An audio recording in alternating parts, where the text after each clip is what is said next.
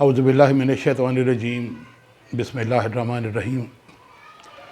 حضور اکرم صلی اللہ علیہ وآلہ وسلم کی بارگاہ میں ایک نوجوان نے شکایت کی کہ میرے والد میری ذاتی کمائی کو میری مرضی کے بغیر خرچ کرتے ہیں۔ حضور اکرم صلی اللہ علیہ وآلہ وسلم نے اس نوجوان کے والد کو بلوایا۔ جب باپ کو معلوم ہوا کہ بیٹے نے بارگاہ رسالت میں اس کی شکایت کی ہے تو وہ بہت رنجیدہ ہوا۔ اس نے اپنا دکھ جن شعروں میں بیان کیا ان کا مفہوم کچھ یوں ہے کہ اے میرے دوست،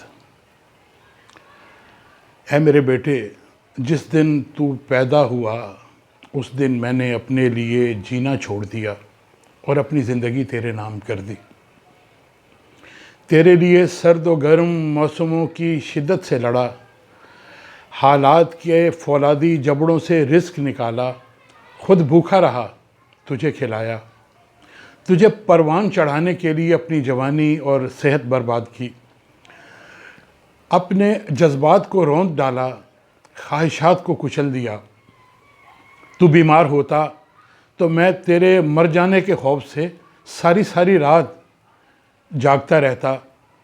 تیرے ایک ایک سکھ کے لیے میں نے نہ جانے کتنے دکھ جھیلے، اور وہ راتیں جو میں نے جاگ کے گزاری اس حالت میں کہ وہ ایک دو راتیں نہیں تھیں، جانے کتنے برس تھے جو بیت گئے۔ موسم بیتے، تو جوان ہوا اور میں بوڑھا ہو گیا۔ تو درخت کے تنے کی طرح سیدھا کھڑا ہو گیا اور میری کمر کمان کی طرح جھک گئی۔ تو طاقتور ہو گیا اور میں کمزور ہو گیا، اور پھر تیرے تیور بدل گئے۔ تو مجھ سے ایسے بات کرتا کہ میرا کلیجہ پھٹ جاتا۔ تو مجھ سے ایسے مخاطب کرتا تھا کہ جیسے میں تیرا باپ نہیں، تیرا غلام ہوں۔ پھر میں نے اپنے آپ کو سمجھایا، اپنی ساری حقیقت جھٹلا دی، مان لیا کہ میں تیرا باپ نہیں، تیرا نوکر ہوں۔ مگر میرے دوست، نوکر کو بھی مالک پوچھ لیا کرتے ہیں کہ کسی چیز کی ضرورت تو نہیں۔ اتنا خیال تو پڑوسی بھی کر لیتے ہیں، لوگ پڑوسیوں سے بھی پوچھ لیتے ہیں کہ انہیں کسی چیز کی ضرورت تو نہیں۔